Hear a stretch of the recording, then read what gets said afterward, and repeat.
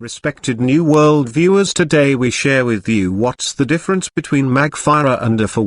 Before start, please subscribe the channel. Your support is click the button of subscribe. Let's start now. Maghfirah is for Allah to forgive you for the sin, but the sin will still be registered on your book of deeds. Maghfirah is Allah's forgiveness for your sin, but on the judgment day it will be written on your record. Allah will ask you about it, but He won't punish you because of it. Afuw is for Allah to forgive you for the sin and delete it from your book of deeds as if it did not happen.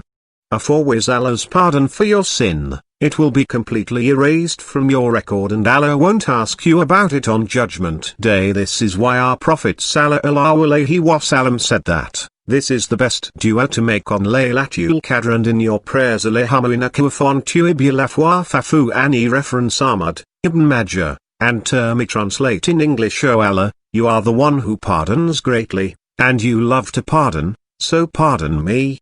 So make sure you read this dua all the time and as much as you can.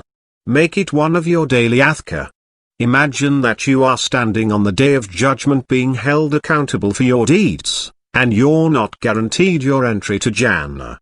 Suddenly you find that you have mountains of hasanat. Hasanat means rewards in your record. Do you know from where these mountains of rewards come from? Because in the dunya you kept saying that subhanallah wa bihamdihi subhanallah. Aladdin Prophet Muhammad Rasul Allah said two words are light on the tongue, but weigh heavily in their balance. They are loved by Al-Rahman, the most merciful.